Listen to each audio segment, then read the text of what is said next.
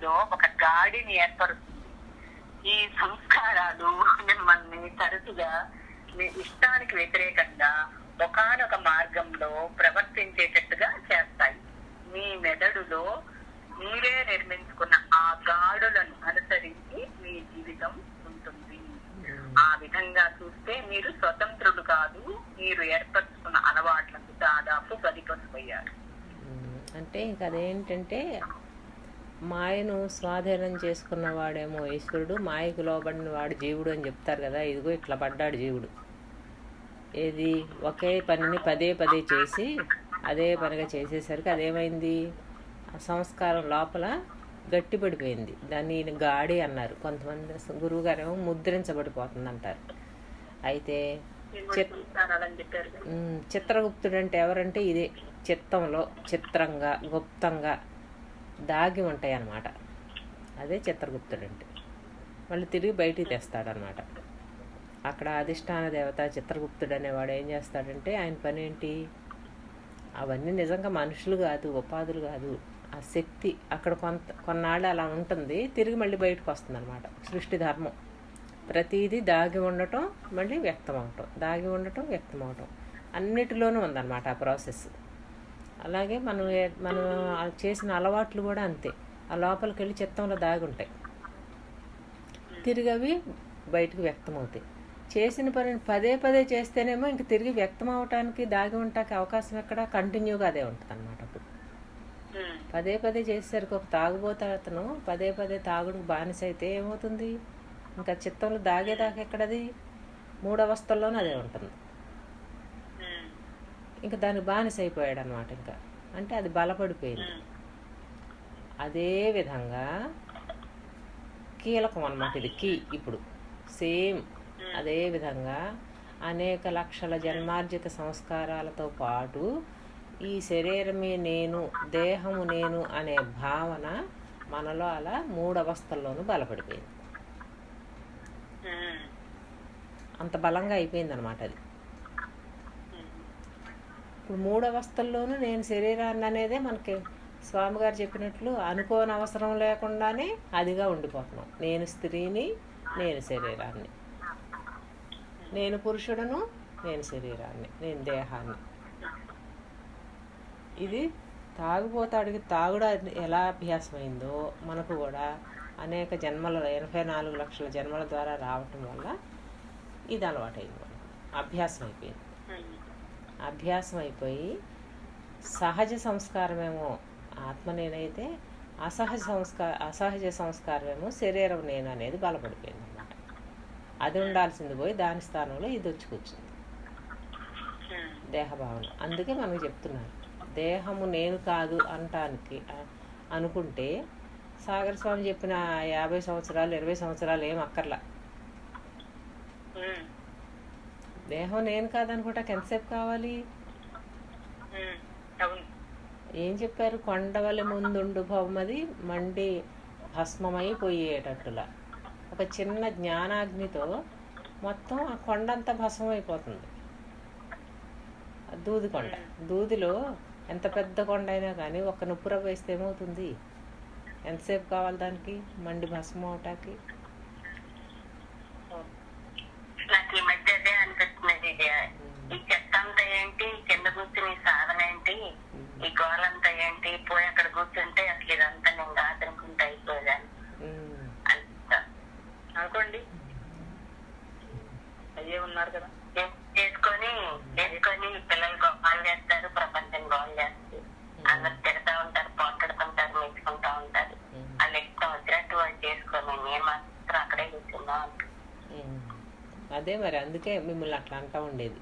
సత్వగుణం దగ్గర ఆగిపోతారు, ఎన్ని జన్మలు తిరుగుతారు అట్లా.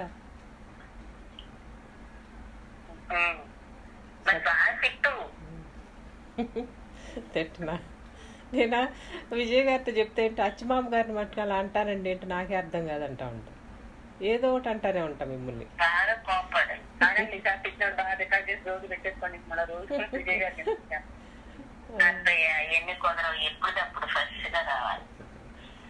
అంటే మీలో అమాయకత్వం అనేది అలా ఉండిపోయింది.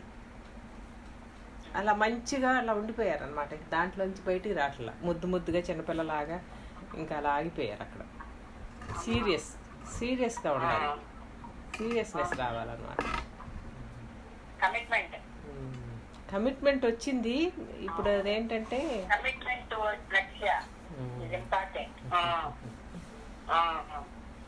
అందుకని ఇంకా కింద ఎక్కడ ఎంతసేపు ఎన్నాళ్ళు ఉంటారు ఇంకా పైన ఉండేదానికి. అంటే ఏంటంటే దేహము నేను కాదు, స్త్రీ కాదు, పురుషుడు కాదు, నేను ఆత్మస్వరూపం అనేది పెట్టుకోవాలి ఇప్పుడు. అక్కడి నుంచి దిగకూడదు. ఏం జరుగుతుంది లోపల అది ఉండాలి. అదే లోపల అది ఎలా ఉంటుంది అని అడగండి. ఎలా ఉంటుంది అది? చాలా ఉదాహరణ. ఎలా ఉంటుంది? కాముగా ఉంటూ చూస్తుంది సాక్షిగా. అలా సాక్షిగా చూడటం రావాలన్నమాట. అంటే మూడు అవస్థల్లోనూ ఆ స్థితి అలా ఉండిపోవాలి. దాన్ని ఖాళీ అనకూడదు. అప్పుడు దాన్ని గుర్తించే నేనుంది కదా, ఆ స్థితిని గుర్తించే నేనుంది కదా, తెలివి.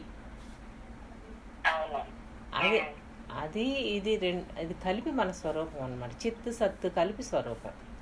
ఆ ఎంటీనెస్ ఏమో సచ్చిదానందం, దాన్ని చూసేదేమో అనుభూతి చెందేదేమో ఆత్మ నేను తెలివి. ఆ తెలివి అనేది స్వయం జ్యోతి ప్రకాశం అన్నమాట. దానికి నాశం లేదు, అది ఎప్పుడూ ఉంటుంది. అది అన్ని చూచేదిగానే ఉంది, ఏమి చూడనిదిగా కూడా ఉంది. అన్ని చూచేదిగా ఉన్నప్పుడేమో సచ్చిదానంద బ్రహ్మముగా ఉండాలి, ఏమి చూడనప్పుడేమో సత్యం జ్ఞానం అనంతం బ్రహ్మగా ఉండాలి. అది అక్కడి నుంచి కదలకూడదు. ఆ రెండు స్థితుల్లో నుంచి కదలకూడదు. మీకు అందరికీ ఆ రెండిటి నుంచి ఎక్కకూడదు అనమాట కిందకి. ఇప్పుడు మీరు అందరికి అది చేసేయాలి ఇది చేసేయాలి అనిపిస్తుంది కదా, ఆ అనిపించేదాన్ని ఆపండి. ఆపి మీ ఎదుటకు వచ్చిన దానిని ఓహో ఇది ఈశ్వరానుగ్రహంగా వచ్చింది అని మీ నేను లేకుండా చేయండి, కదలకుండా. మీ అంతటి మీరు ఏది చేసేయాలని పరుగులు పెట్టబాకండి, ఆపండి.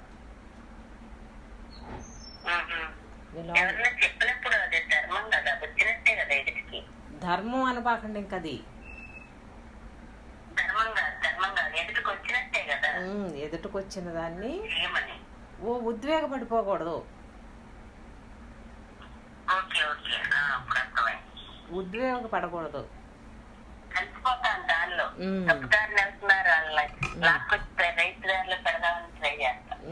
ఉద్వేగపడకుండా చెయ్యొచ్చుగా. ఉద్వేగపడకుండా చేస్తే విన్నంతసేపు వింటారు, వినకపోతే మీకే లోపల నుంచి వెంటనే మీ తెలివిలోంచి స్ఫూర్తి వస్తుంది. ఇక ఆగు అని చెప్తుంది లోపల నుంచి. దాని మాట వినట్లేదు అనమాట, మీ ఉద్వేగంలో పడిపోతూ ఉంటారు.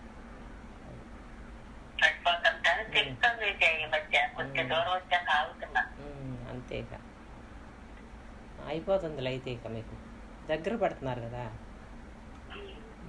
సరే, ఇప్పుడు ఏంటి మనకి ఏది గట్టిపడిపోయింది? ఇప్పుడు ఈ చెప్పిన స్వామి యోగానంద గారు చెప్పిన దానివల్ల మీరు ఎప్పుడైనా చూడండి, బయట బాహ్యార్థాన్ని అంతరార్థంలోకి నడిపించుకోగలగాలి. ఎప్పటికప్పుడు అక్కడికి నడిపిస్తేనే అది తెగుతుంది. బయట తిరిగితే అవ్వదు. ఎంతసేపు బయట సంస్కారాలని చెప్పారనుకోండి, ఆ ఇంద్రియాలు విషయాల దగ్గర తిరుగుతూ ఉంటారు. దాన్ని తీసుకెళ్ళి ఎక్కడ ముడి పెట్టాలి? సేమ్ ఎలా అయితే ఇంద్రియ విషయాల్లో బలపడిపోయిందో పదే చేయటం వల్ల, పదే జన్మలెత్తటం వల్ల మానవ దేహం, ఈ దేహమే నేను అనేది కూడా అలా బలపడిపోయింది. ఈ ఒక్క మానవ దేహమే కాదు, బ్రహ్మగారికి నేను బ్రహ్మను, దేవతలకు నేను ఫలానా ఈ ఇంద్రుడిని క్షేత్రజ్ఞుడిని అనే శక్తి రూపాలు ఉన్నాయి. అవి అన్నీ కూడా అలా ఎక్కడికక్కడ అదే నేను అనే కారణతలాల్లో కారణదేహాలు, స్థూలంలో స్థూల దేహాలు, ఇంకా మానసికంగా అక్కడ మనోమయ కోశం దగ్గర అది నేను, ఇలా ఎక్కడికక్కడ ఆ తలాల్లో ఆ దేహభావన బలపడిపోయింది అనమాట. అందుకని ఇది వదిలించుకోవటం అంత కష్టమైంది. ఎక్కడో చాట ఆగి మళ్ళీ తిరిగి వచ్చేస్తాను. అందుకని అక్కడ ఏం పెట్టుకోవాలి ఇప్పుడు? ఆ పదే పదే నేను దేహమును, నేను స్త్రీని అనే చోట నేను ఆత్మను, నేను సచ్చిదానంద స్వరూపమును. చూడండి ఎంత హాయిగా ఉందో, ఈ గొడవ లేదు అసలు. అది ఎప్పుడు అదే భావన చేసుకోవాలన్నమాట. నేను ఆత్మను, నేను సచ్చిదానంద బ్రహ్మమును అనేది ఎప్పుడు నిరంతరంగా ధ్యాస దాని మీద పెట్టాలి. ఎప్పుడు అలా పెడితే ఇదంతా ఉండి కూడా లేనిది అవుతుంది. అలా చూడగలగాలి, ఉండి లేనిది అవటం. అదే సాక్షిత్వం, అదే ప్రజ్ఞానం బ్రహ్మ మహావాక్యాలు.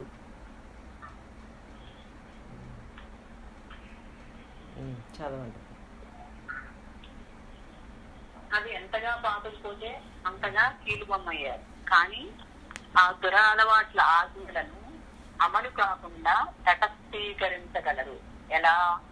వాటికి వ్యతిరేకమైన మంచి అలవాట్ల గాడులను మెదడులో ఏర్పరచడం ద్వారా, ధ్యానం ద్వారా దురలవాట్ల గాడులను మీరు పూర్తిగా తుడిచివేయరు. ఇప్పుడు చూడండి, ఇప్పుడు మనం ఏం ధ్యానం పెట్టాం? దురలవాట్ల దగ్గర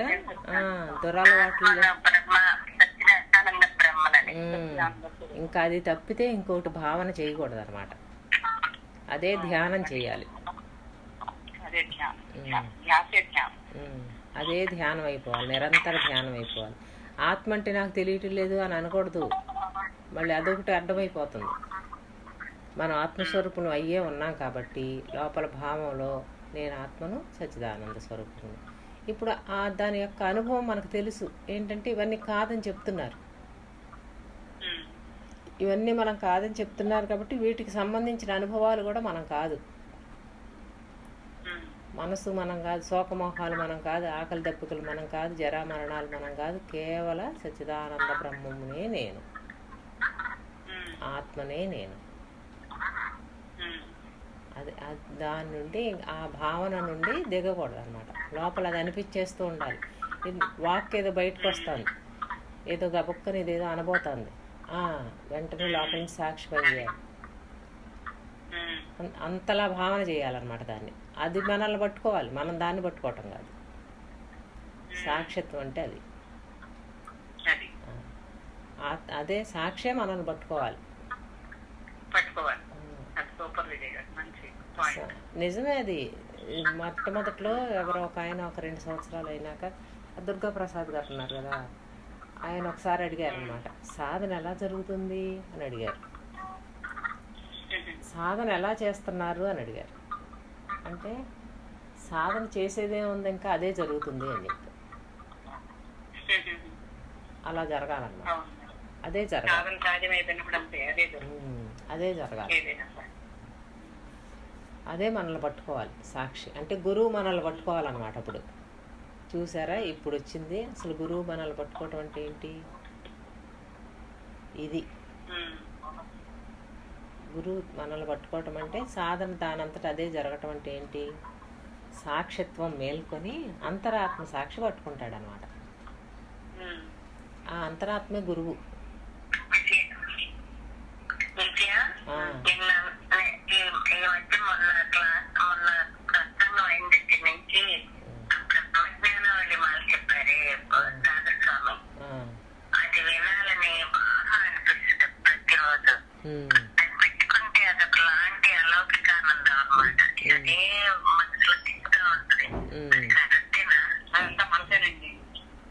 అంటే రావాలి, అది రావాలి.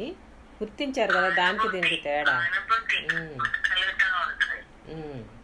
ఆ అనుభూతి కరెక్టే, కానీ అది ఒక విషయం వల్ల వచ్చింది, విషయం కాదు, భావంతో వస్తే కరెక్టే.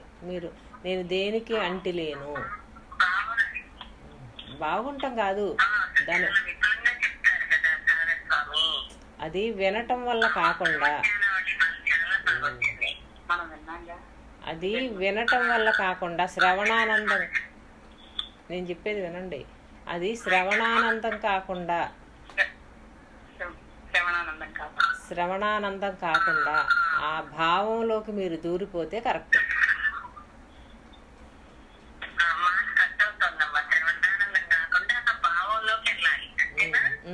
భావంలోకి వెళ్ళి అది ఆగిపోవాలి అక్కడ. అది ఆగిపోయిన స్థితి రావాలి భావంలోకి వెళ్ళి. అందుకేగా వాటి అంతరార్థం అవన్నీ చెప్పింది. అక్కడ చెప్పిన చోట మీరు ఉండాలి. మీరు ఉన్నప్పుడు అది అయిపోవాలి. వినటం వల్ల అబ్బాయి ఎంత బాగా చెప్పారు అని అలా వినుకుంటా ఉండటం కాదు.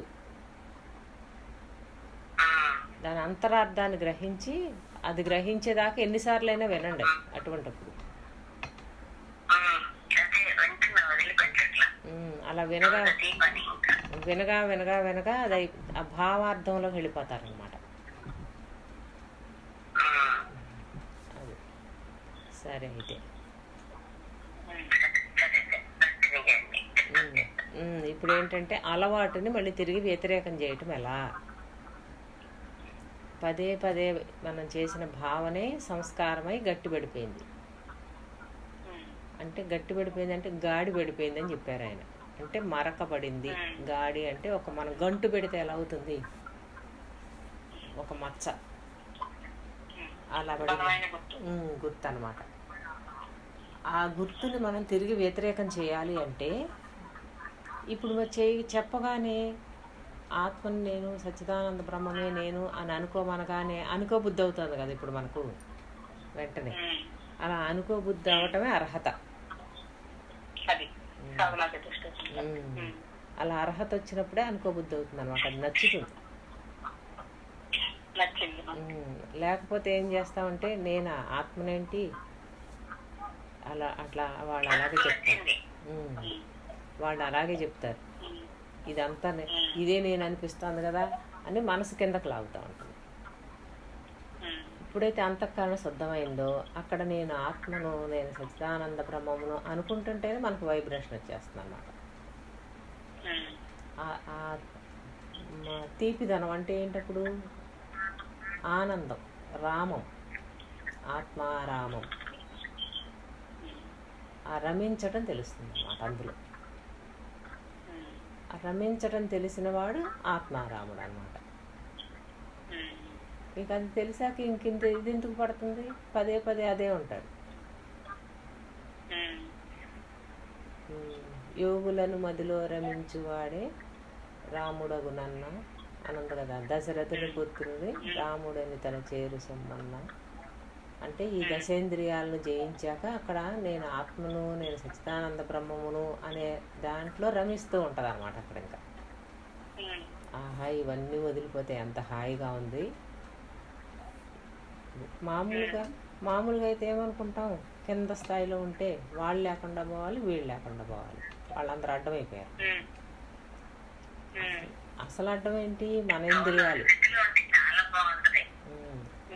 అసలు అర్థం ఏంటి? మన ఇంద్రియాలే. మన ఇంద్రియాలు దశేంద్రియాలే. వీటిని స్వాధీనం చేసుకున్నవాడే రాముడు. సాధన చతుష్టయ సంపన్నుడు.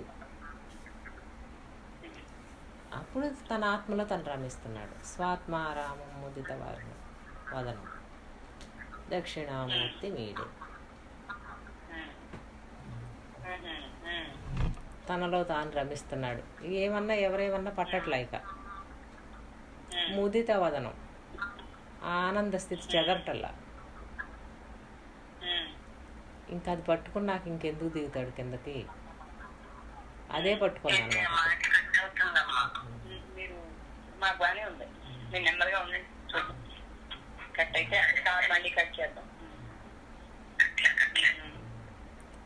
అది అక్కడి నుంచి ఇక దిగడం అనమాట. ఇంకా అలా అంతా కూడా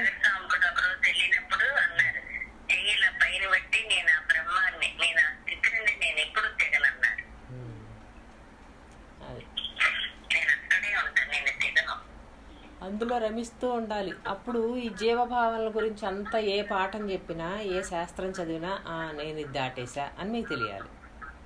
నేను ఇందులో లేను. ఏ శాస్త్రంలో చెప్పినా, ఈ మనసు చెప్పినా, బుద్ధి చెప్పినా, శరీరం చెప్పినా నేను ఇందులో లేను, ఇది నేను దాటేశాను అని మీకు అనిపించాలి.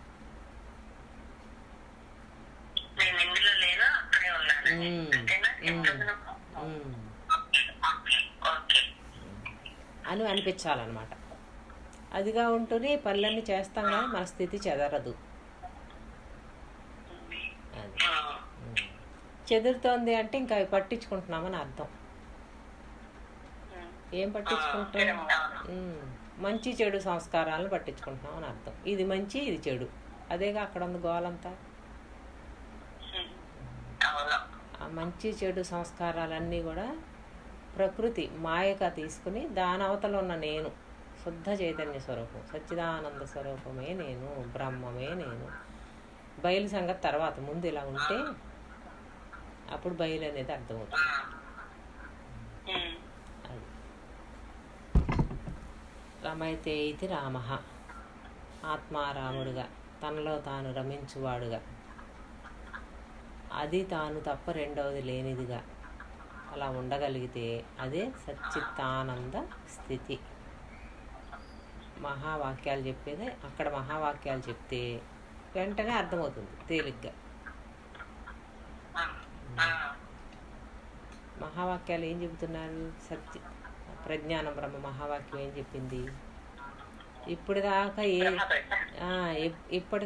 ఏ ప్రజ్ఞతో అయితే, తెలివితో అయితే ఈ వ్యవహారాలంతా నడిపావు, ఆ వ్యవహారం ఆగిన స్థితిలో ప్రజ్ఞ స్వరూపంగా ఉంది. అది నీ స్వరూపమే, అది నువ్వే అయి ఉన్నావు. ఆ తెలివి స్వరూపమే నీవు. ఎందుకని? మరి ఆనందం తెలుస్తోంది కదా, ఆనందం అనేది తెలుస్తోంది అక్కడ, ఆ రమించటం. మరి అది తెలుసుకునే తెలివి ఉంటేనే కదా ఇది తెలుస్తుంది, లేకపోతే అది ఎలా తెలుస్తుంది? కాబట్టి ఇవన్నీ తీసేసినప్పటికీ కూడా, లేకుండా చేసినప్పటికీ కూడా నీ స్వరూపంలో నీవు రమించటం అనే నీ తెలివికి ఏదైతే తెలుస్తుందో అది నీవు. జ్ఞానం ఇప్పుడు ఆనందం స్థానం నుంచి జ్ఞానంలోకి వెళ్ళాలి. సచ్చిత్తానందం అనే దాంట్లో ఆనంద లక్షణం పట్టుకున్నాం ముందు. ఆనంద లక్షణంతో ఉండి అక్కడి నుంచి ఏం చేయాలి? ఆనందం ఎవరికి తెలుస్తుంది? నాకే కదా. ఈ ఆనందాన్ని తెలుసుకునే నేనుంది కదా, ఈ నేనే జ్ఞానము. ఈ నేను జ్ఞానము యొక్క ప్రతిబింబం. అందుకని ఇప్పుడు ఈ ఆనందం అనేది కూడా ప్రతిబింబమే అవుతుంది, సాపేక్షం అవుతుంది అన్నమాట. అప్పుడు సచ్చిత్ ఆనందం అనేది, అప్పుడు జ్ఞానమే నా స్వరూపము. ఆనందం కూడా సాక్షిగా చూస్తాడు అనమాట. అక్కడ ఆనందాన్ని సాక్షిగా చూస్తాడు. సమస్త జగత్తును ఎలా సాక్షిగా చూశాడో అలా తనలో తను రమించే ఆనందాన్ని సాక్షిగా చూస్తే అది కూడా ఉండదు. స్వరూపంలో చూసేవాడు కూడా స్వరూపంలో లైవ్ అయిపోయాడు. అప్పుడు ఆత్మ బ్రహ్మ చెప్తారు. ఈ మధ్యలో ఇవన్నీ అహం బ్రహ్మాస్మి. ఈలోపు ఈ ఆత్మారాముడుగా ఉండగా ఏమవుతుంది? అంతటా ఉన్నది అదే కదా, అది తప్ప రెండవది లేదు కదా. ఇంకెవరికి దేనికి ఏమి ఎఫెక్ట్ అవ్వడుగా. గురువు గారు చెప్తారు అన్ఎఫెక్టెడ్గా ఉంటాడు. ఇంకా దేనికి ఎఫెక్ట్ అవ్వడు, అలా ఉంటాడు. అలా ఉంటే ఏమైంది? అంతటా ఉన్న నేను, ఈ నేను ఒక్కటే అనే ఏకత్వ భావన వస్తుంది. రెండోది ఎక్కడుంది? గురువాక్యం పనిచేస్తుంది. వీటన్నిటినీ తెలుసుకున్న తెలివి ఏదైతే ఉందో ఇప్పుడు తనను తాను తెలుసుకుంటాను. తనను తాను తెలుసుకున్నప్పుడు ఇవన్నీ లేవు. మరి ఇప్పుడు దాకా ఉన్నాయి అనుకున్నామే, అదంతా ప్రతిబింబం, మాయ అన్నమాట. యద్భావం తద్భవతిగా ఏదనుకుంటున్నామో అది ఉన్నట్లుగా తోస్తుంది. ఇప్పుడు ఇది అనుకోవట్లా మనం. ఆత్మ నేను, సచ్చిదానంద బ్రహ్మమే నేను అనేది మన స్వరూపం నుంచి దిగట్లా. అప్పుడు ఇవన్నీ ఉండి లేనివైనాయి అన్నమాట.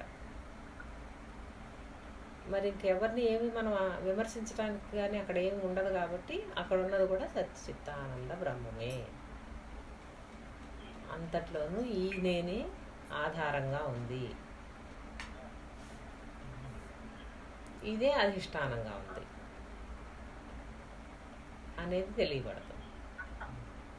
అప్పుడు ఇంకా తెలుసుకోవాల్సింది తెలుసుకున్నాక ఇంకా తెలుసుకోవాల్సింది ఏముంటుంది?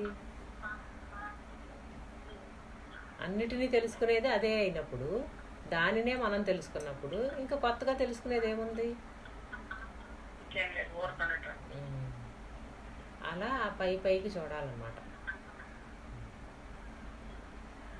ముందు ఇలా ఆత్మారామంలోకి రావాలి. ఇదే సచ్చిదానంద బ్రహ్మము. ఆనందమే తన స్వరూపం అని తెలియక ఇప్పటిదాకా ఈ జగత్తు వెంట పరుగులు పెట్టింది అనేక జన్మల్లో. ఇక ఈ జన్మను ఆపేసింది అనమాట. ఇక ఆనందమే తానని తెలిసిన వాడు ఇంకెందుకు దిగుతాడు? ఇంకా ఈ ఆనందం కోసమే కదా ప్రపంచంలోకి వచ్చాం. పోనీ అక్కడ ఏమన్నా ఆనందపడుతున్నామా? మనసే చెప్తే అది ఒక్కోసారి మంచి చెబుతుంది, ఒక్కోసారి చెడు చెబుతుంది.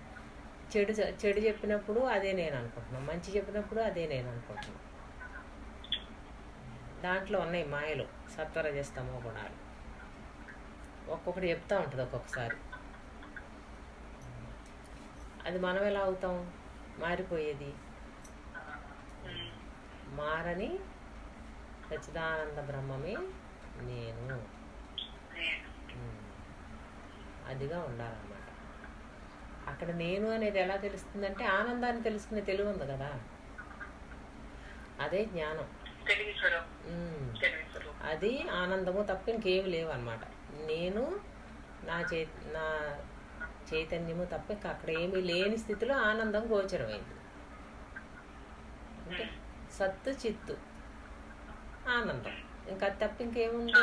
ఆ ఆనందం దేనికి కారణం? అకారణ ఆనందం.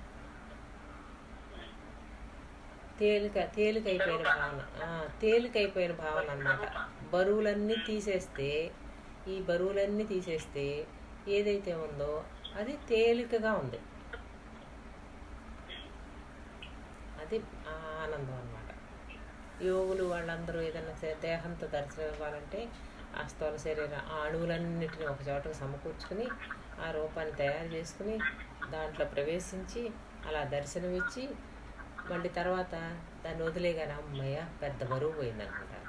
వాళ్ళకి అది చాలా పెద్ద బరువుగా ఉంటుందంట స్థూల దేహం. ఇలాంటి బరువుని మనం ఎలా మోస్తున్నాం? ఎన్ని జన్మలుగా మోస్తున్నాం? చూడండి, 6 మీటర్లు చీర కట్టుకుంటే ఎలా ఉంటుంది, నైటీ వేసుకుంటే ఎలా ఉంది. తెలియకుండా 6 మీటర్ల చీరను కూడా మోసేస్తాం మనం. అలవాటైపోయింది, బరువు అని అనుకోవటంలా. ఇప్పుడు ఇంకా నయ్యి వెనకట వాళ్ళు ఏదో నంబర్లు చెప్తారు, నేత చీరలు, మొత్తక చీరలు ఎంత బరువుగా ఉంటాయోనంట, అవి కూడా మోసేవాళ్ళు పాపం.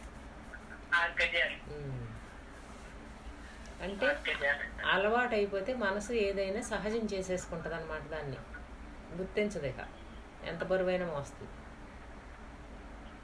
అదే మనసుతో దాన్ని తేలిక చేయాలి. ఇప్పుడు దాని లోపల బరువులన్నీ తీసేయాలన్నమాట. తీసేస్తే అందుకనే ఎప్పుడు అందరికీ చెప్తారు, నిర్వాణ షట్కంలోని భావార్థం పట్టుకోండి. వెంటనే ఎప్పటికన్నా ఓహో ఈ అహంకార మమకారాలు ఇవన్నీ ఇవి నేను కాదు కదా అని తెలుసుకోవాలి. అందుకే నిర్వాణ షట్కమేమో జీవభావన దగ్గర, బ్రహ్మభావన దగ్గరేమో బ్రహ్మజ్ఞానావళిమాల. బ్రహ్మనిష్ఠుడు బ్రహ్మజ్ఞానావళిమాల. ఆత్మానందం ముదిత వదనం ఇక్కడ, ఇది నిర్వాణ షట్కం దగ్గర. ఇవన్నీ కాదు కాదు కాదు కాదు అని తీసుకుంటూ వెళ్ళిపోతే ఏముంది అక్కడ? శివుడనే నేను, శివుడనే నేను. శివుడే కదా ఆత్మస్వరూపుడు. శివోహం. అక్కడ బ్రహ్మజ్ఞాని వళిమాల ఈ చిత్తే కదా వాటన్నిటితోనూ తగులుకుంటుంది వెళ్ళి. కాసేపు ఇప్పుడు జ్ఞానం వచ్చింది. జ్ఞానం వచ్చినప్పుడు ఉన్నది ఉన్నట్టు ఉంటుందని నమ్మకం ఏంటి? ఇప్పుడు మళ్ళీ ఎప్పుడో వెళ్ళి మళ్ళీ దీంట్లో సంగత్వం చెందుతుంది. ఇప్పుడు దీన్ని తీసుకెళ్ళి ఏం చేయాలి? అసంగం చేయాలి. దేనికే అంటి లేదు. ఈ నేను దేనికే అంటి లేదు. అసంగోహం అసంగోహం అసంగోహం పునః పునః. దాన్ని పదే పదే మాటి మాటికి అసంగత్వాన్ని భావించాలి. నేను దేనికి అంటి లేదు, బ్రహ్మమే నేను.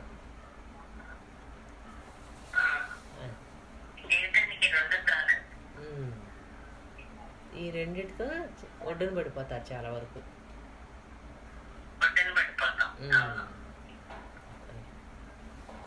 ఇంక ఓ శాస్త్రాలు ఎన్ని చదివి అవి చదివి ఈ చదివి ఓ దున్నేసి ఇంత కూడా అవసరం లేదు. ఇంతవరకు వచ్చాక అవన్నీ పక్కన పెట్టిక కాస్త స్వరూప స్థితిలో నిలకడగా ఉండటం.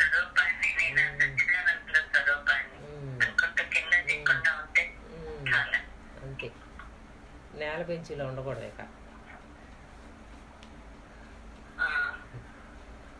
పైనే ఉండాలి. ఎందుకు చెప్తున్నారంటే ఇది మాకు చిన్నప్పుడు 3rd క్లాస్ 5th క్లాస్ వరకునేమో నేల బెంచీలు వేసేవాళ్ళు అనమాట. 6th క్లాస్ నుంచినేమో డెస్క్లు వేసేవాళ్ళు. ఈ నేల బెంచీలో కూర్చున్న వాళ్ళందరూ బొడ్డాళ్ళు అనమాట.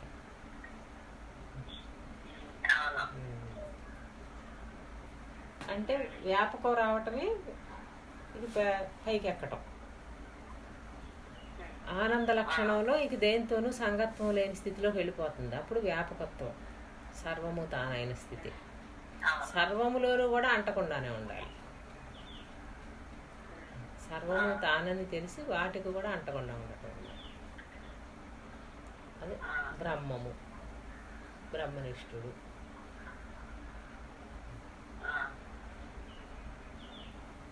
ఇక్కడేమి పెద్దగా సాధన చెప్పటం ఏమి ఉండదు. ఇదంతా కిందకు దిగిన కొద్దీనే మనసు దగ్గరే ఈ గోలంతా. మనసును దాటిన స్థితిలో అది సహజంగానే ఉంటుందన్నమాట. ఏదైనా కావాలని అది లోపల నుంచి వ్యవహార ధర్మంలో బయలుదేరుతున్నా సరే అది లోపలిది పట్టుకుందగా ఇక ఆగు అని చెప్తుంది. లోపలే చెప్తుంది, నీకు అవసరమా ఆగు అంట. అలా అదే మనల్ని పట్టుకోవాలన్నమాట. సాధన దాని పాటుకు అది జరగాలి. అయస్కాంతమే గుండు సూదుని పట్టుకోవాలి. ఇక గురువే శిష్యుడిని పట్టుకోవాలి. ఎంతసేపు బాహ్యార్థంలో ఉంటాం. గురువు శిష్యుడిని పట్టుకోవటం అంటే ఏంటి? మన అంతరాత్మ సాక్షి మన అంతరాత్మకు తెలుసు దానికి ఎలా దిగిందో ఎలా ఎక్కాలో తెలుసు. అంతరాత్మే పరమాత్మ. ఆ పరమాత్మను పట్టుకుంటే గురువు లోపలే ఉన్నారు. అప్పుడు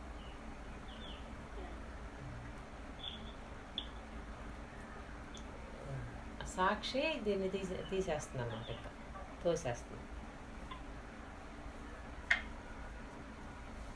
చదవండి. అయితే మంచి సహవాసం, మంచి పరిసరాలు లేనిదే మంచి అలవాటు ఏర్పరచుకోలేదు. అలాగే మంచి సహవాసం, ధ్యానము లేకుండా దురలవాట్ల నుండి విముక్తి పొందలేదు. మీరు అడవిలోకి పారిపోయినా మీ పాత అలవాట్లు మీతోనే ఉంటాయి. వాటి నుండి పారిపోలేదు కనుక వాటిని జయించడానికి శ్రమించటమే మంచిది.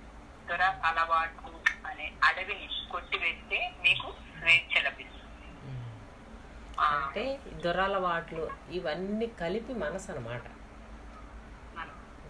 అంటే అక్కడ చెప్పినప్పుడు వాళ్ళకి అక్కడ ఉన్న ఆదేశకాల పరిస్థితులను బట్టి చెప్తారు. మనకి ఇప్పుడు ఆ దురలవాట్లు ఏమి లేవు. ఏకైక దురలవాటు ఏంటంటే ఈ శరీరమే నేను అనుకోవటం, అహంకారం మమకారాలే మనకున్న దురలవాట్లు. ఇప్పుడు వాటికి బానిస కాకుండా ఉండాలన్నమాట. మనసుకు మనం బానిస అవ్వకూడదు, యజమాని అవ్వాలి. యజమాని ఏం చేయాలి? అటు పోబోకురా ఇటురా అనగానే అనేది ఏది? అంతరాత్మ సాక్షి. అది పట్టుకుంటుంది అన్నమాట. అప్పుడు వెంటనే గుర్తించేస్తాం. ఇంకెళ్ళం. తెలియనప్పుడు దిగాం. తెలిసింది కదా తెలిస్తే కూడా ఎందుకు పదే పదే ఆ దేహభావంలోకి, ఆ అహంకార మమకారాల్లోకి, ఆ వ్యామోహాల్లోకి వెళ్తున్నాం? అంతటా ఉన్నది అదే కదా. నేను వెళ్ళలేదు, వాళ్ళు లాక్కెళ్తున్నారు అంటాం. మనం కదలకుండా కూర్చుంటే ఎవరు లాగుతారు? మనలో ఆ సంస్కారం ఉండబట్టే లాగబడుతున్నాం. లేస్తే మనిషిని కాదు అంటాం. అంటే అప్పుడేమైంది? మళ్ళీ పడిపోతున్నాం అనమాట. లేవకుండా అలా ఉండొచ్చు కదా, లోపల కదలకుండా స్థిమితంగా. ఏం జరుగుతుందని, అసలు ఇక్కడ ఏం జరుగుతుంది చెప్పండి మీరు. అసలు ఏం జరుగుతుంది ఇక్కడ ఈ ప్రపంచంలో? ఏమన్నా జరుగుతుందా?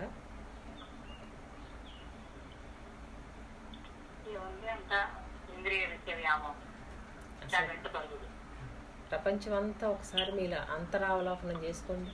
ప్రపంచం అంటే ఏంటి, అందులో ఏం జరుగుతుంది అసలు? ఏదన్నా జరిగింది అని చెప్పండి. ఇది జరుగుతోంది అనండి చూద్దాం. తెలిసిన వాడు అనగలడా? ఏం జరుగుతుంది అక్కడ? ఏది నిలకడగా ఉంటుంది, ఏది శాశ్వతంగా ఉంటుంది? ఏదైనా నిలబడి అలా శాశ్వతంగా అలా ఉండిపోతుందా ఇందులో?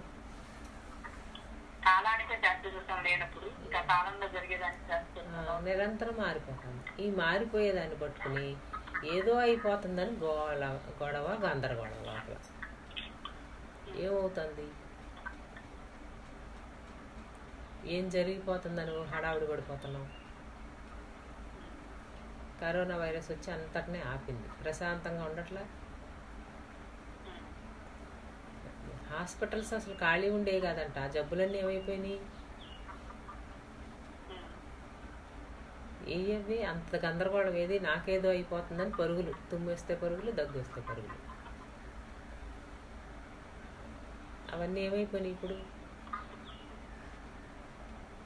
సిటీలోకి వెళ్ళి చూడండి, ఇప్పుడు రణగొణధ్వనులు ఉన్నాయా? మరి ఆ పరుగులన్నీ ఏమైపోయినాయి?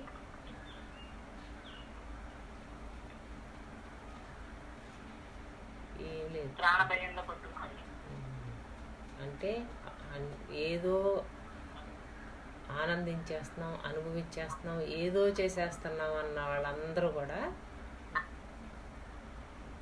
ఏమీ చేయకపోయినా ఉండగలుగుతున్నారు.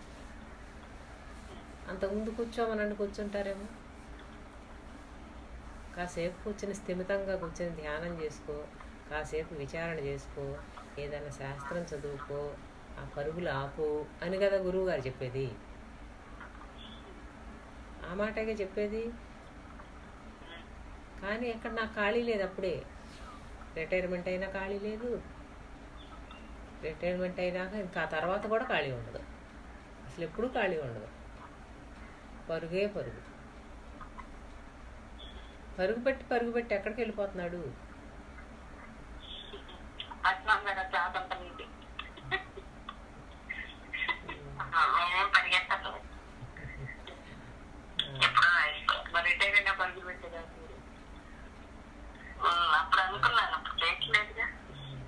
అది అలా తెలియాలన్నమాట. ఇప్పుడు అలా తెలియాలి. అది మీ స్వానుభవంతో మీకు అలా అనిపించాలన్నమాట. ఇవన్నీ ఆగిపోయినాయిగా అని అనిపించాలి. అనిపించినప్పుడు మీ అనుభవమే మీకు ప్రమాణం, నిర్ణయం. అంటే ఇప్పుడు దీన్ని బట్టి ఏం తెలిసింది? ఈ అలవాట్లు కానీ, ఈ మనసు కానీ, ఈ ప్రపంచం కానీ, ఈ దాంట్లో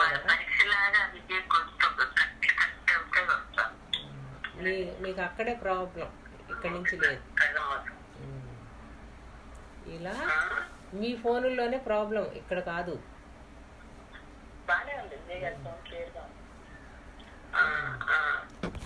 ఈ విధంగా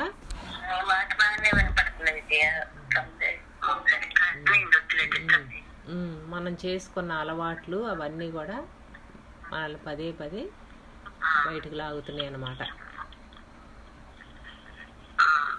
అవి బలపడిపోయి మన మీద అంటే మన ఆత్మని బలహీనం చేసినాయి. బలహీనం చేసేసరికి ఆత్మశక్తి బలహీనం అయిపోయింది, మనోబలం పెరిగిపోయింది, విషయ వ్యామోహ బలం పెరిగింది, దేహ వ్యామోహం పెరిగిపోయింది. దేహ వ్యామోహం చూడండి ఎలా ఉంటుందో. దానికి ఎప్పుడు అందులో చెప్తారనమాట, అత్తర్లు సెంట్లు పూసుకోవటం, బాగా అతి శుభ్రంగా అట్టి పెట్టుకోవటం, అంటే ఇదే నేను కాబట్టి దీన్ని అలా ప్రకటించుకోవటం అనమాట, అందంగా అలంకరించుకోవటం, ఇవన్నీ దేహ వ్యామోహం. రమణ మహర్షి గోచిగుడ్డ పెట్టుకున్నారు. ఎందుకు వెంటబడ్డారు ఆయన అంటే అందరూ ఎవరన్నా ఆలోచించారా? మనమేమో యోగులు కావాలంటాం, యోగులాగా ఉండం. యోగులు నచ్చుతారు అంటే ఎక్కువగా ఇప్పుడు మామూలుగా వీళ్ళు బయలై ఉన్నారు కాబట్టి మనం ఇంకా అలా ఫోటోల రూపంలోనూ అలా ఆరాధించట్లేదు కదా గట్టిగా. అలా చూస్తే ఏది సత్యం ఇందులో? ఇప్పుడు రమణ మహర్షి గారి ఆనందం సత్యమా? మనం బాగా అలంకరించుకుని అష్టైశ్వర్యాలు పోగు చేసుకుని ఆ మేడల్లో ఉంటూ ఇదే ఆనందం అనుకోవటం సత్యమా?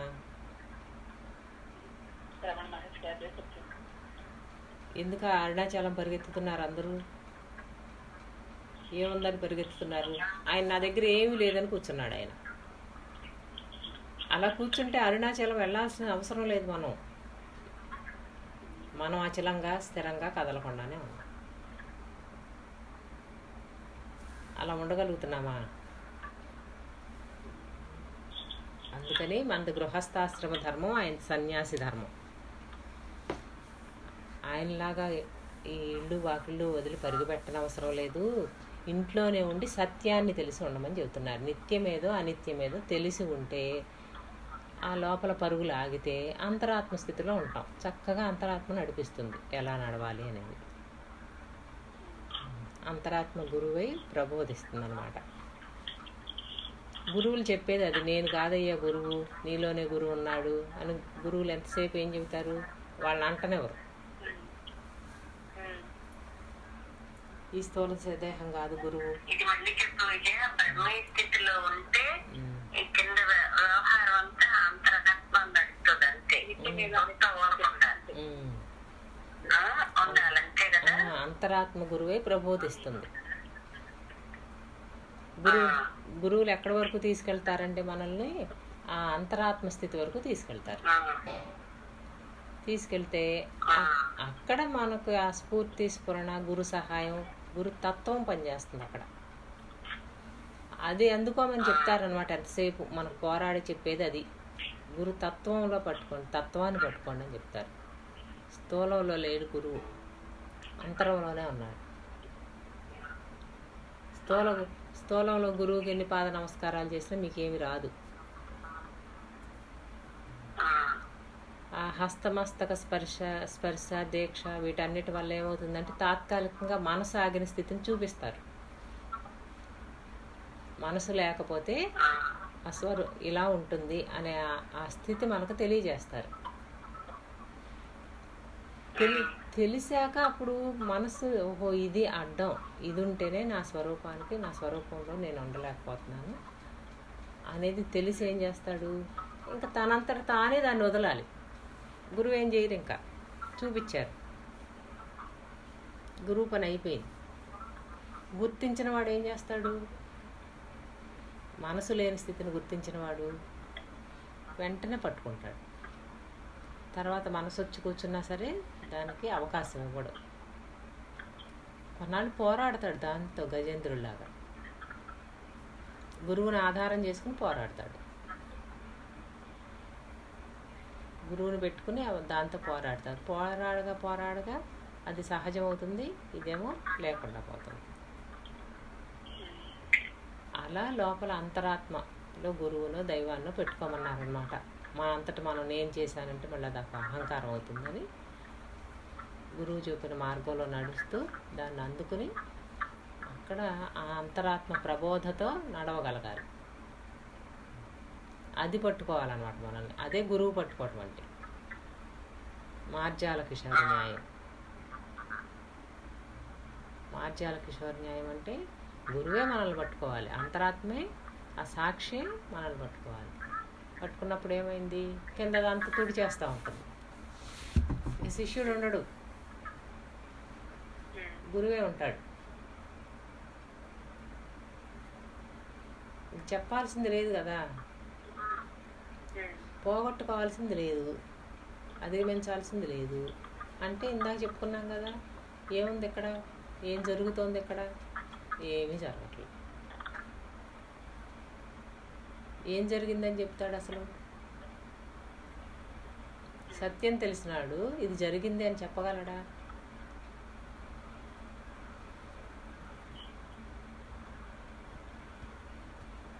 చూడండి, అక్కడ మౌనం తప్పితే ఏమి లేదు. తెలిసిన వాడికి మౌనంగా ఉంటాడన్నమాట. అట్లా తెలవనివాడు అందులో పడి గిలగల శ్లేష్మంలో ఈగలాగా కొట్టుకుంటూ ఉంటాడు.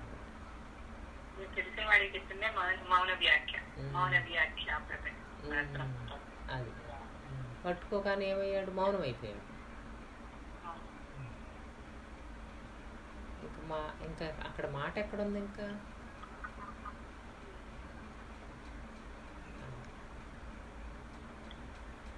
చదవ. కలహిస్తునే ఒక కుటుంబం ఇలా అనుకుంటారు. పల్లెటూరులో ఒక మంచి ఇల్లు కనుక ఉండుంటే మనం సంతోషంగా ఉండేవాళ్ళం. సరే, కొన్నాళ్ళకి అటువంటి ఇంటికి మారుతారు. కానీ సఖ్యంగా ఉండటం నేర్చుకోకపోవడం వల్ల కలహించే అలవాటు కొనసాగిస్తూ ఆ ఇంటిలోనూ తమ జీవితాన్ని ఒక పీడకర చేసుకుంటారు. అందుచేత ఆలస్యం చేయవద్దు, మిమ్మల్ని మీరే స్వయంగా మార్చుకోండి. అది అతి తేలికైనా కావచ్చు, అత్యంత కష్టమైనా కావచ్చు. ధ్యానం చేసి సత్సాంగత్యంలో ఉంటే తేలికవుతుంది. మీరు ధ్యానం చేయకుండా మీ మీద చెడు ప్రభావం చూపే వ్యక్తుల సహవాసంతో ఉంటే కష్టం. పెట్టుకోవాలన్నమాట. అది ఒక సత్సంగం, స్వాధ్యాయం, ప్రార్థనలు, ఇవన్నీ దాన్ని వెనుకకు మరలటానికి. ఎంతసేపు మళ్ళీ అందులోనే ఆగిపోతామా? మళ్ళీ అదొక అలవాటు అయిపోతుంది, అదొక విషయం. మళ్ళీ గురువుకి ఎక్కడికక్కడ పని, వీడిని చిక్కుకోకుండా చూసుకోవటమే. మళ్ళీ అక్కడ అలవాటు పడిపోయి మళ్ళీ అసలు విషయం మర్చిపోతాడు. మళ్ళీ ఇది కొత్త విషయం అయిపోతుంది. ఇవన్నీ ఎందుకు పట్టుకోమన్నారు? మనసును అంతర్ముఖం చేయడానికి పట్టుకోమన్నారు. అంతర్ముఖం చేయడానికి వేటిని పట్టుకోమన్నారు? ఆ పట్టుకున్న వాటన్నీ ఏం చెప్తున్నాయి? ప్రార్థనలు ఏం చెప్తున్నాయి? భావాన్ని పట్టుకోవాలి. అప్పుడు ప్రార్థనలు ఏం చెప్తున్నాయి? శాస్త్రం ఏం చెప్తుంది? గురువాక్యం ఏం చెప్తుంది? అంతేగాని ఆ భావాన్ని పట్టుకోకుండా ఏం చెప్తుందో దాని అంతరార్థాన్ని చూడకుండా లలితా సహస్రనామాలు గంటలు గంటలు పారాయణ చేసేసారు. జీవితం పారాయణ చేశారు. భగవద్గీతను పారాయణ చేశారు. ఏం ప్రయోజనం వచ్చింది?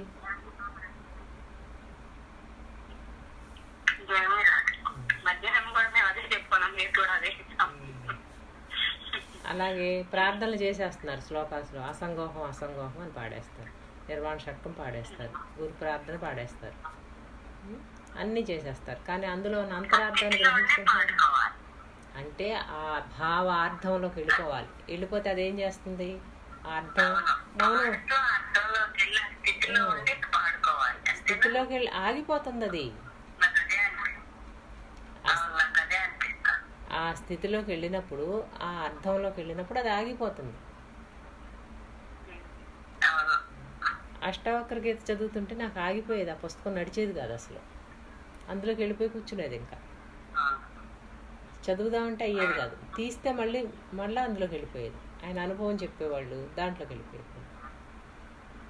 అక్కడికి వెళ్ళేసరికి ఏమవుతుంది? అన్నీ ఆగిపోతాయి, నిశ్చేష్టులు అయిపోతాయి. నిశ్చేష్టితం ఆ స్థితిని అందుకుంటే అన్నీ అక్కడ పరికరాలన్నీ పడిపోతాయి. అవి అక్కడ ఉండవు. అది బ్రహ్మానందం. చదవండి.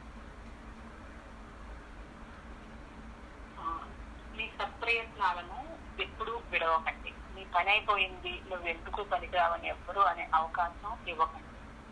నీ ప్రయత్నం ఎందుకు వదిలిపెట్టాలి? నేను మారలేను, చాలా ముసలితనం వచ్చింది, నా పని అయిపోయింది అని ఎందుకు అనుకోవాలి? మీరు ప్రతిరోజు మారగలరు. ఎప్పుడు కావాలనుకుంటే అప్పుడు ఏళ్ల తరబడి ఒకే మానసిక స్థితిలో ఉండిపోయిన వాళ్ళని కొందరిని చూశాను. వాళ్ళను మానసిక పురావస్తువులు అని నేను పిలుస్తాను. ఇంకా కొందరు ఏమి జరిగినా చెదరకుండా అభ్యుదయస్సులో నిండి ఉండి నిరంతరము తమను అభివృద్ధి చేసుకోవడానికి ఏదో ఒకటి చేస్తూ ఉండేవారిని చూశాను. అదే సరైన జీవన విధానం. నిత్య విద్యార్థి అనమాట. ఇంకా అంటే ఎన్సైక్లోపీడియా అంటారు చూసారా, ఎప్పుడు నేర్చుకుంటానే ఉంటాడు. నిత్య విద్యార్థి. అరవిందుల వారిని కనుక జైల్లో పెడితే అక్కడ కూడా ఆగకుండా ఆయన భగవద్గీత చదువుకున్నారు.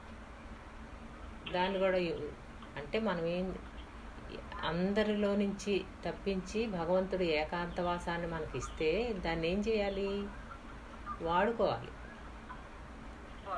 వీళ్ళు లేరు, అనుభవించాలి. వాళ్ళు లేరు వీళ్ళు లేరు అనకూడదు, హాయిగా ఉండాలి. అలాగే ఈ గురువు చూపించారు అన్ని ఒక్కొక్కటి విప్పి పొరలన్నీ, మొత్తం పొరలన్నీ చూపించారు. మనసు అంటే ఇది, బుద్ధి అంటే ఇది, అంతఃకరణం చెప్పారు, స్థూల శరీరం చెప్పారు, దాంట్లో సూక్ష్మ శరీరం చెప్పారు. ఇవన్నీ తీసేశారు, పొరలు తెరలన్నీ తొలగించారు. అహంకారం అనే పెద్ద తెరను కూడా తొలగించేశారు. అప్పుడు అక్కడ ఏముంది?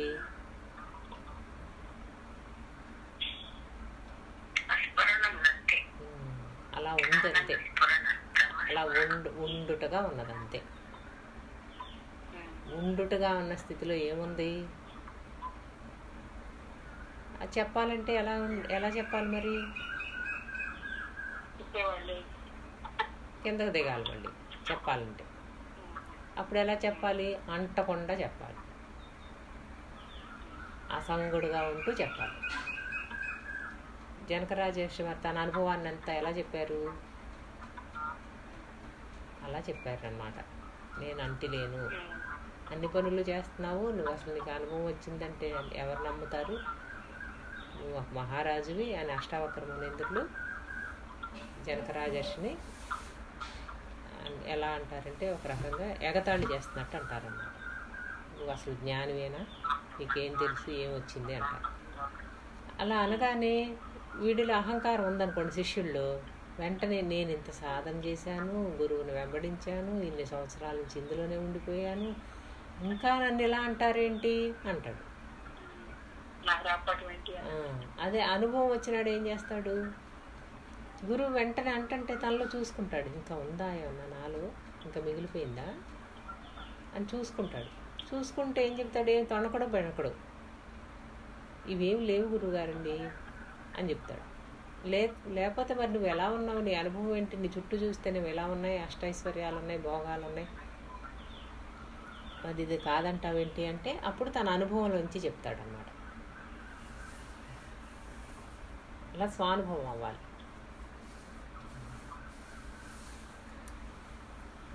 అంటే అందుకని ఏం చెప్పారు? ఇప్పుడు చదవండి మళ్ళీ చెప్పింది.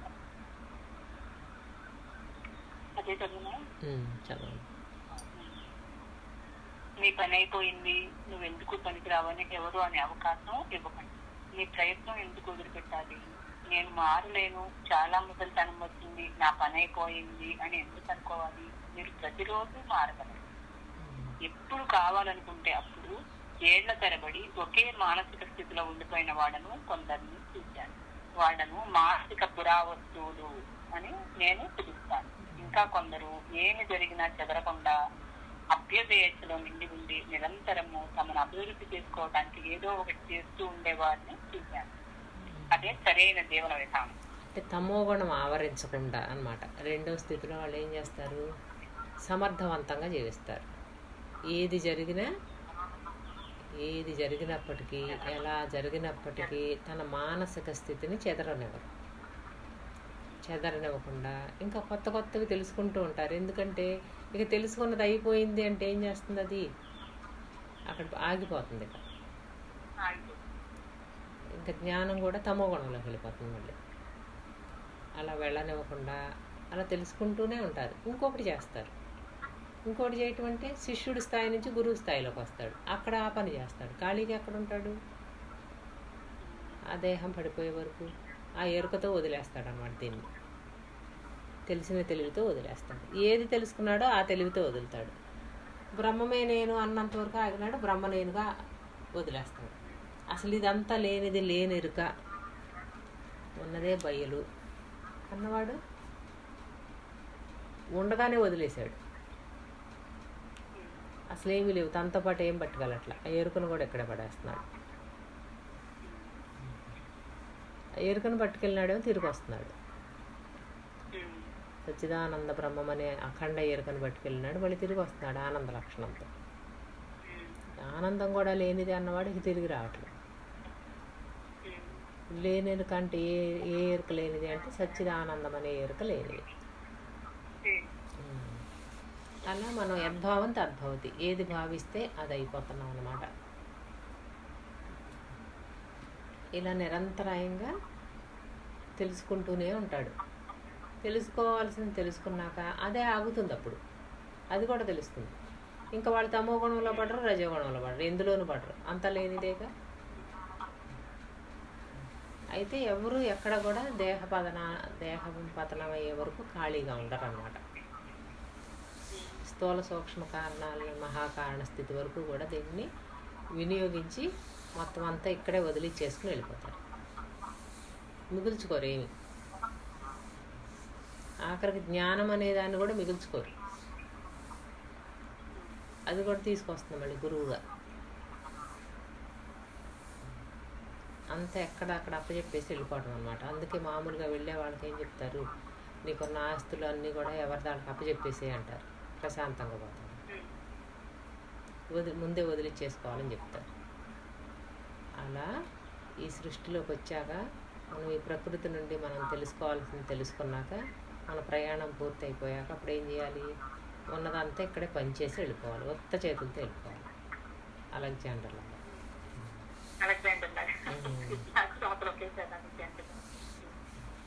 పెట్టుకుని ఎవరు ఏం పట్టుకోవట్లా. అందుకే వైరాగ్యం, తీవ్ర వైరాగ్యం ఉండాలనేది. తీవ్ర వైరాగ్యం ఏం చేస్తుంది? ఆ చివరికంట పట్టుకుపోయి అసలు ఏమి మిగల్చకుండా చేస్తుంది. అది తీవ్ర వైరాగ్యం. తీవ్ర వైరాగ్యం ఉన్నవాడు దేనిని అట్టు పెట్టుకోడు, సర్వాన్ని శూన్యం చేసి వెళ్ళిపోతాడు అన్నమాట. ఇప్పుడు ఎక్కడి నుంచి ఎక్కడికి వెళ్ళాం? మళ్ళీ ఆనందం అయిపోయింది, సచ్చిదానంద బ్రహ్మం అయిపోయింది. దాన్ని కూడా శూన్యం చేసేసాం. శూన్యాతీతం అన్నమాట. తర్వాత కాలము కాలాతీతం. కాలము కాలాతీతము అంటే శూన్యం నుండి సర్వము వస్తుంది కదా. శూన్య సర్వాన్ని ఎరిగిన వాడు కాలంలో ఉన్నాడని అర్థం. ఒక కాలంలో ఇది తిరిగి వస్తుంది, చక్రభ్రమణంగా వస్తుంది. ఒక కాలంలో మళ్ళీ లేకుండా పోతుంది. ఇప్పుడు కాలంలో ఉండి దీన్ని ఎలా వస్తుందో చూస్తున్నాడు. చూసి మళ్ళీ దాన్ని అధిగమిస్తాడు అన్నమాట. అక్కడ కాలాతీతం. అందుకని మెహర్ బాబా దాంట్లో ముమ్మారు అని చెప్తారనమాట. గాయత్రి మంత్రం కూడా 3 సార్లు చెప్తారు. అందుకని 3 సార్లు ఎక్కడికక్కడే దిగి చూసుకుని దాన్ని అధిగమించుతూ ఉంటాడనమాట. ఏ చక్రానికి ఆ చక్రం చక్ర భ్రమణంలో తిరుగుతూ ఉంటుంది. సైకిల్ మనకి కర్మచక్రం, అక్కడ కాలచక్రం. ఇక్కడ కర్మచక్రంలో మనకు నిరంతరాయంగా ఈ జన్మకి జరిగిపోతూ ఉంటే వచ్చే జన్మ పోగు చేసుకుంటూ ఉంటే ఆ చక్రం తిప్పుతుంది అక్కడ జీవుడి దగ్గర. బ్రహ్మగారి దగ్గర కాలచక్రం. ఒక కాలంలో వస్తున్నాడు, కొంతకాలం ఉంటుంది సృష్టి అంతా, మళ్ళీ తిరిగి బ్లాక్ హోల్లోకి వెళ్ళి ఏమైపోతాం, లేకుండా పోతాం. ఆ కాలచక్ర అక్కడ పట్టుకున్నాడు అన్నమాట. చక్ర భ్రమణాన్ని అంటే సత్వగుణం మేల్కొనటాన్ని చూస్తున్నాడు. సంకల్పం అక్కడ సంకల్పం నిస్సంకల్పం చేయడం, నిర్వికల్పం చేయడం, ఆ పనిలో ఉంటాడు అనమాట. అక్కడ ఇంకేం పని ఉండదు. సంకల్పం పుట్టుక స్థానంలో ఉంటాడు. ఎప్పటికప్పుడు ఆ సంకల్పాన్ని నిర్బీజం చేస్తూ ఉంటాడు అనమాట. తాను బయలైపోతాడు. కాలాతీతం. కాలం దగ్గరుండి ఆ సంకల్పం ఎప్పుడు వస్తుంది చూస్తాడు. కాలం శూన్యాతీతం అయిపోయింది, కాలంలో ఉన్నాడు. శూన్యం చేసేసాడు అంటే శూన్యాన్ని దర్శించాడు అంటే దానికి అతీతంగా ఉన్నాడు అని అర్థం. శూన్యమే తానైపోయిన వాడు అక్కడ ఆగిపోతాడు మళ్ళీ. అందుకని శూన్యం దగ్గర ఆగడు, దాటాడు. అది తనకు తెలియబడింది కదా, శూన్యం కూడా దర్శనం అయింది. అది కూడా దర్శనం అయినప్పుడు దాన్ని దాటాడు, శూన్యాతీతంగా ఉన్నాడు. అక్కడ కాలం. ఇప్పుడు ఈ శూన్యంలోనే సంకల్పం పుడుతుంది, సంకల్పమే సర్వం అవుతుంది అవ్యక్తం దగ్గర. అక్కడ సంకల్పం అవును అన్నమాట. సంకల్పం ఒక్కటే. ఈ ఆకాశ దర్శనం అనేది అనుభవాన్ని బట్టి మారుతుంది. జీవుని తీసేసిన ఆకాశ దర్శనం అవుతుంది. అక్కడే ఆగిపోతే అయిపోయింది అనుకుంటాడు. అక్కడ ఆగకూడదు, అప్పుడు సర్వవ్యాపకత్వం దర్శనం అవుతుంది. సచ్చిదానంద బ్రహ్మంగా అలా ఉండమంటారు. అందుకే అక్కడ అయిపోయిందిగా, ఇంక అవ్వలేదు, సచ్చిదానంద బ్రహ్మము నీవు అలా ఉండు అంటారు. మహావాక్యాలు చెప్తారు. అప్పుడు వ్యాపకత్వాన్ని కూడా దాటి ఏమాత్మ బ్రహ్మగా ఉన్నాడు, మళ్ళీ అయిపోయింది అనుకుంటాడు. ఎక్కడికక్కడ పంచగగనాలు చెప్తారు. అందుకే నిరవయ ఆకాశం, కేవల ఆకాశం దగ్గరికి వెళ్ళి ఆగుతాడు అన్ని దాటుకుంటూ. ఇక్కడే జీవుడిని శూన్యం చేసి అయిపోయింది అనుకోకూడదు. మళ్ళీ అది కాలచక్రంలో, మళ్ళీ ఆ చక్ర భ్రమణంలో మళ్ళీ జీవుడి దగ్గరికి వచ్చి పడతాడు. మళ్ళీ ఆ ప్రమాదం ఉంది కదా సృష్టిలో. చూడండి, మన ఫోటోలు పెట్టారు, అన్ని చక్రాలే. అవి తిరుగుతూ ఉంటాయి గిరగర రంగుల రత్నంలాగా. ఎక్కడ మొదలైందో అక్కడికి వస్తూ ఉంటుంది మళ్ళీ. అలాగే మనం కూడా అంతే. జీవుడిని అధిగమించగానే అయిపోయింది అనుకోకూడదు. అందుకని అక్కడ బ్రహ్మనిష్ట, అంతా నేనైన స్థితి.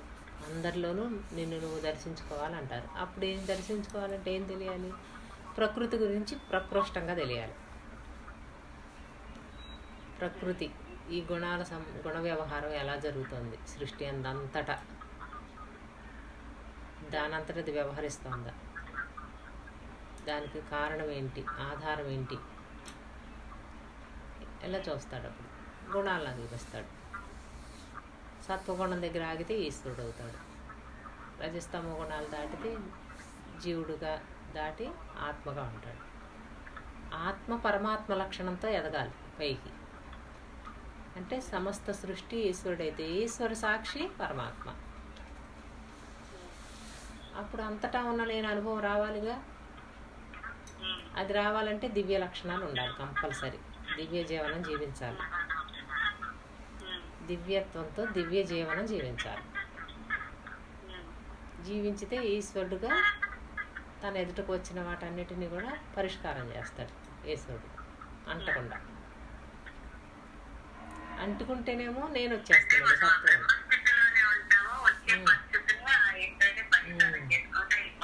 అంతే. నేను చేస్తున్నానంటే సత్వగుణం, మళ్ళీ పుణ్యం ఆ చేయటం వల్ల ఒక్కోసారి ఆ సహాయం చేసే క్రమంలో ఒక్కోసారి అది చెడిపోవచ్చు, అవకతవకలు జరగవచ్చు, బాగాను జరగవచ్చు. నేను పని చేస్తుందంటే తన మీద వేసుకుంటాడు. నేను పని చేయకూడదు. సూర్యుడికి ఎలా అయితే కర్తృత్వం భోక్తృత్వం లేకపోయినా ప్రకాశిస్తున్నాడో, ఆయన ప్రకాశించటం వల్ల ఈ సృష్టిలో అన్నీ జరుగుతున్నాయో, అలా తన యొక్క చైతన్యంలో ఇవన్నీ వ్యవహరిస్తున్నప్పటికీ కూడా ఆ మంచి చెడు సంస్కారాలతో తనకు ఏ సంబంధం లేదన్నమాట. జ్ఞానమే తానై ఉంటాడు. అయ్యో మళ్ళీ అలా జరిగింది, నేను ఇలా చేద్దాం అనుకున్నాను, అది అలా జరిగింది, అయ్యో అలా ఏం అనడు ఇక. తన మీద ఏది వేసుకోడు. సూర్యుడిలాగా. సూర్యుడు వేసుకుంటున్నాడు. ఆ పెద్ద తుఫాన్ వచ్చింది, ఆయనకన్నా సంబంధం ఉందా? అసలు జరిగేది అదే విద్య. మనమే మనం అనకూడదు, నేనే పూసుకుంటాను తప్ప. పర్వాలా, మనము అనేది సమిష్టి అనొచ్చు. నేను అంటే వ్యష్టి గట్టి పడుతుంది. నేను తీసేయండి, మనమే అనాలి. అదే వెళ్ళి కలుస్తాను. ఇలా ప్రబోధగా వెళ్ళాలన్నమాట. లోపలికి వెళ్ళిపోవాలి. వెళ్ళిపోయి సర్వం శూన్యం చేయాలి, శుద్ధం చేయాలి ముందు, తర్వాత శూన్యం చేయాలి. ఆ తర్వాత ఏం చేయాలి? కొత్త బట్ట బయలు ఏమీ లేదన్నమాట.